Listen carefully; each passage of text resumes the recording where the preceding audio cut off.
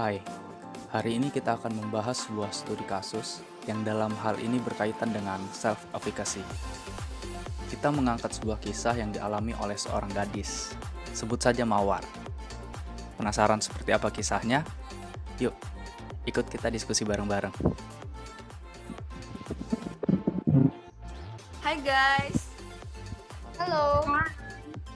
Guys, gini loh. Kalian tahu kan Mawar? Teman kita itu loh. Oh iya. Nah, tahu. Mawar itu kan dulunya ya, kalian mungkin tahu, orangnya kan cerdas, public speakingnya bagus, terus pinter juga. Nah, akhir-akhir ini dia berubah loh guys. Dia jadi pendiam, terus dia juga nggak berani jawab pertanyaan dosennya. Mungkin itu tuh mudah ya, tapi dia tuh nggak berani, padahal dia bisa loh. Terus dengar-dengar ya, katanya itu dia tuh pernah mau tes di Universitas A sebelum di universitas kita saat ini. Nah, karena ada suatu hal, dianya nggak lulus, makanya dia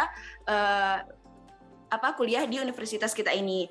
Terus kan udah kita lanjut tuh, udah berapa semester. Nah, ternyata dia juga tahun ini udah ikut tes dan masuk di universitas A yang dia inginkan. Nah, sayangnya dia tuh udah bayaran UKT, terus juga udah daftar ulang, tapi kok ketemu lagi ya sama Bayu. Bener nggak Bayu? Ya bener, kemarin ketemu dia bilang kan alasannya tanya kenapa tuh pindah, nggak jadi pindah, katanya sih ekonomi keluarga ya, apalagi dia punya adik 2 kan, itu sih, cuman nggak tahu kenapa. Terus menurut kalian kayak gimana ya?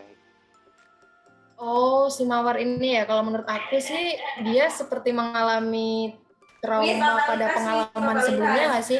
Karena kayak dilihat dari ceritanya Kak Ana nih tadi, katanya si Mawar udah pernah tes ke kampus impiannya, ternyata dia gagal, makanya dia berada di kampus kita sekarang udah sampai berapa semester ini. Menurut aku mengapa dia mengalami penurunan pada efikasi diri dia yang awalnya tinggi, yang anaknya public speakingnya bagus, yang sebelumnya dia anaknya cerdas, sampai sekarang bahkan menanggapi pertanyaan dari dosen yang menurutnya itu mudah, yang bisa dia jawab, bahkan dia melemparkan kepada temannya. Menurut aku sih itu karena dia trauma ya, makanya membuat dia sampai mengalami kayak ngerasa takut gitu, aku takut kayak gagal lagi gitu, kayak mengalami kegagalan yang sama. Menurut aku sih gitu. Kalau kalian gimana?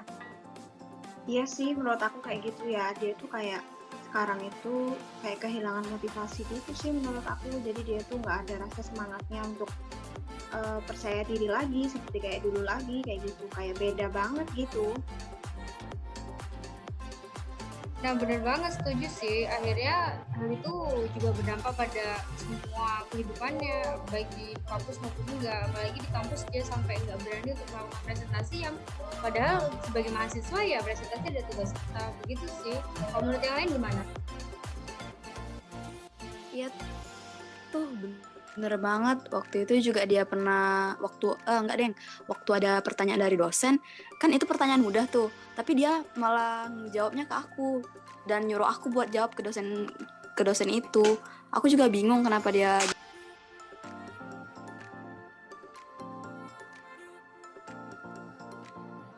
Mungkin karena ya itu ya, hal itu juga berdampak pada kepercayaan dirinya, makanya dia melimpahkan pertanyaan yang gampang kepada Kak Beatrice gitu. Oh, seperti itu sih.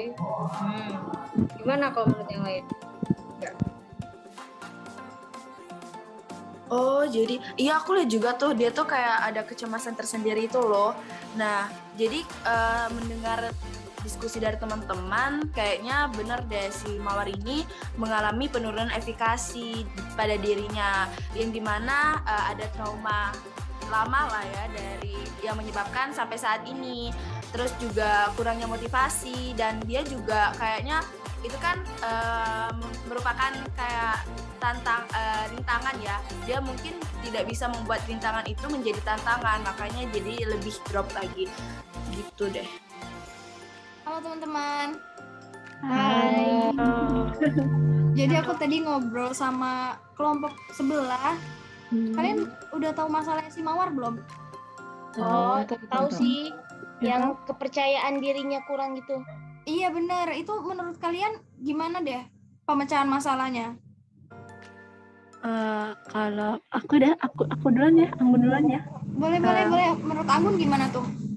Kalau menurut aku sih ya, banyak orang sukses yang berhasil melewati masa sulitnya. Nah, contohnya misalnya Pak B.J. Habibie. Nah, dia itu kan buat pesawat tuh, merancang pesawat yang awalnya itu nggak diakui sama Indonesia, tapi karena kegigihannya, akhirnya rancangan pesawat itu akhirnya diakui sama Indonesia. Nah, dari situ sih, dari maksudnya dari keterpurukannya bisa berhasil loh gitu. Oh iya ya, benar sih itu. Berarti yang masuk saran dari si Anggun tadi itu berarti masuk ke vicarious experience, di mana dia tuh melihat keberhasilan orang lain buat jadi penyemangat dirinya.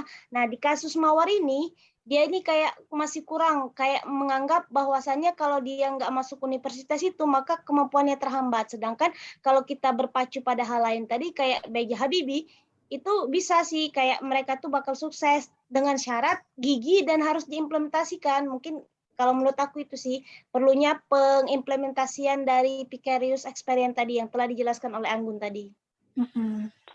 Oke, mantep banget Dwi. Kalau menurut aku dari psychological and affective stage-nya, Mawar mungkin bisa pelan-pelan ya menerima keadaannya, karena dengan dia menerima keadaan, dia bakal ikhlas atas kegagalannya, dan juga dapat lebih mudah menerima masukan dari orang-orang terdekat. Itu sih kalau dari aku.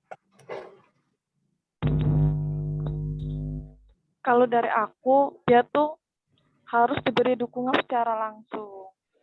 Jadi dia tuh selalu berada di lingkungan yang positif, yang selalu mengingatkan dia akan apa sih yang membuat dia alasan dia untuk bertahan gitu. Oh, itu bener nih kata teman-teman semuanya nih. Aku mau nambahin dikit. Sebenarnya tiap orang itu punya ujian masing-masing untuk jadi maju. Mungkin untuk Mawar ini jadi salah satu ujiannya biar dia terlatih untuk kedepannya. Tuhan juga nggak mungkin ngasih suatu masalah yang nggak bisa kita selesain. Jadi mungkin untuk hidup dengan positive thinking dan berjuang untuk cita-cita ataupun tujuan hidupmu itu penting untuk kita tanamin untuk diri sendiri. Kita juga sebagai teman mungkin hanya bisa ngebantu dia untuk nggak kalah sama masa lalunya.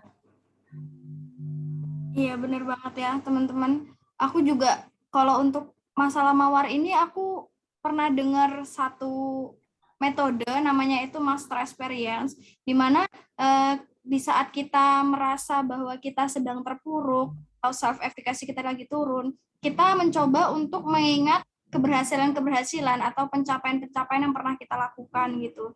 Jadi jangan biarkan pikiran kita tuh berada pada poros yang negatif. Sebenarnya emosi negatif itu nggak apa-apa, cuman kita harus cepat-cepat mengkonversikan ke emosi yang lebih. Dan untuk Mawar mungkin aku ada satu pesan, gagal itu biasa, yang penting gimana cara kita untuk bangkit lagi dari kegagalan itu. Ya nggak? Mantap. Sepakat. Makasih banget ya pendapat dari kalian, emang luar biasa. Wah, menarik banget ya diskusi kita. Gimana? Apa yang bisa kalian pelajari dari kisah si Mawar? Semoga kisah ini bisa jadi pembelajaran di kehidupan kita ya. Semangat. Sukses selalu untuk kita semua.